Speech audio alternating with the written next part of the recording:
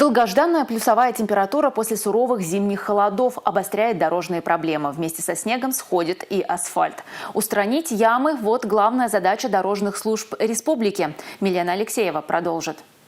Содержание региональной сети дорог осуществляется 5 подрядными организациями республики. Вот уже месяц в регионе идет ямочный ремонт. Сейчас работы ведутся в Цивильском районе. В Цивильском районе единственная дорога осталась, вот такая самая, более-менее в худшем состоянии, можно сказать. Здесь сетка локальных карт ям, мы будем устранять фрезерованием и укладкой горячего асфальтобетона.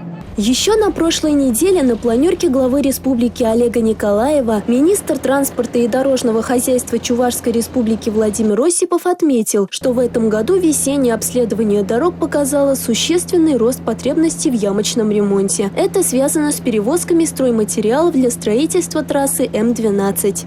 Примерно вот таким образом такая технология будет по восстановлению этих же дорог. То есть это будет фрезерование.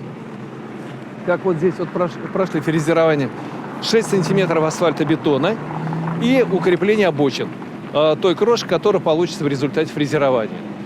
Соответственно, это первый этап, когда мы приступим к ремонту, и в течение мая и начала июня этот ремонт мы уже произведем. Сегодня необходимо отремонтировать 526 тысяч квадратных метров дорог Чувашии. Работы планируют завершить к середине апреля. Милена Алексеева, Алексей Зотиков, Игорь Зверев, Республика из Цивильского района.